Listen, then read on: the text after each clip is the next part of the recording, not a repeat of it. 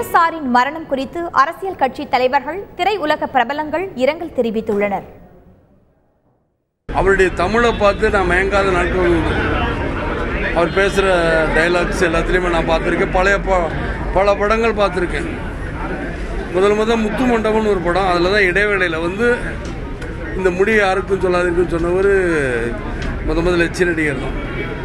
அந்த அளவுக்கு எனக்கு அவர் பிடிக்கும். அவர் படங்கள் விடாமல் நான் பார்த்துருக்கேன். இன்றைக்கி என்னால் முடியல. மாதிரி ரவியும் நல்ல பழக்கம். என்ன சொல்கிறேன்னு தெரியல. லட்சியத்தை நடிப்பில் மட்டுமல்ல, வாழ்க்கையில் நடத்தையிலும் கடைபிடித்தவர். அரசியல் சேவையை திரைப்பட சேவையோடு சேர்ந்து செய்ய முடியும் என்பதை வெகு நாட்களுக்கு முன்னாலேயே, பல ஆண்டுகளுக்கு முன்னாலேயே நிரூபித்தவர். தமிழை அழுத்தம் திருத்தமாக இந்த அழகிற்கு பேச முடியும் என்பதை மக்கள் மனதில் அழுத்தமாக பதிய வைத்தவர். அவரின் இழப்பு பல்துறைக்கு ஒரு மிகப்பெரிய இழப்பு தான். 70 வருடங்களுக்கு முன்பே நாடகத்துறையிலே வெற்றிகரமாக அடியெடுத்து வைத்தவர். 60 வருட காலமாக திரைத்துறையிலே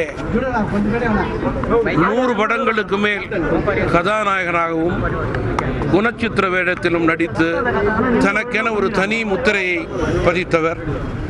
SSR என்று அனைவராலும் அன்பாக அழைக்கப்பட்டவர்.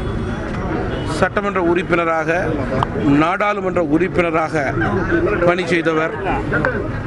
அவர்களுடைய இழப்பு என்பது தமிழக கலைத்துறைக்கும் அவர்களது குடும்பத்தாருக்கும் பேரிழப்பு. புராண பாத்திரங்களில் நடிக்க மாட்டேன், பகுத்தறிவுக்கு உட்பட்டுத்தான் நான் நடிப்பேன் என்று இறுதி வரை உறுதி பூண்டிருந்த காரணத்தால் தான் லட்சிய நடிகர் என்ற புகழ்மிக்க அடைமொழியை அண்ணா அவர்கள் SSRக்கு வழங்கினார்கள். திராவிட இயக்கத்தை தொடக்கத்தில் கட்டிக்காத்த கலைஞர்களுள் முக்கியமானவர் SSR அப்படின்னா ஒரு சுருட்ட முடி, செவத்த முகம், கன்னத்தில் சிரிச்சா குழி விழுகும். சிவாஜிக்கு அப்புறம் மிகச்சிறப்பாக சரியாக தமிழை உச்சரித்த ஒரே நடிகர் அதுக்கப்புறம் நம்ம SSR தான் சொல்ல முடியும். எமோஷனல் சீனில் பார்த்தீங்கன்னா சிவாஜிக்கு அப்புறம் மிகச்சிறப்பாக நடிக்கக்கூடிய ஒரு அற்புதமான ஒரு நடிகர். பொறுத்தவரையிலும் எங்கள் மாதிரி நடிகர்களுக்கு ஒரே ஒரு வசதி என்னன்னா, உடல் ரீதியாக அவர் நம்ம விட்டு போயிடலாம், ஆனால் அவர் நடித்த படங்கள் மூலமாக என்றென்னும் நம்மோடு வாழ்ந்து கொண்டே இருப்பார். உடல்நல குறைவு காரணமாக பழம்பெரும் நடிகர் SS ராஜேந்திரன் சென்னையில் இன்று காலமானார்.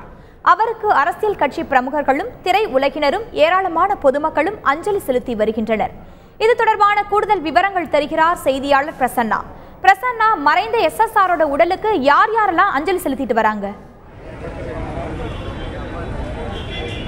அது பழம்பெரும் நடிகர் SS ராஜேந்திரன் அவர்கள் இன்று காலையிலே காலமானார். அவருக்கு வயது 86.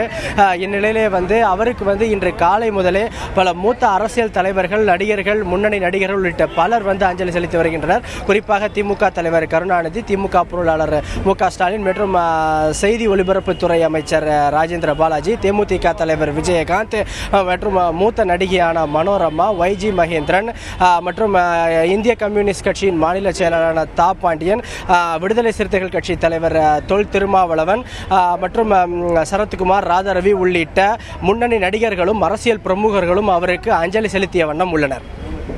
பிரசன்னா, SSRின் இறுதிச் சடங்கு எப்போது, எங்கு நடைபெறுகிறது?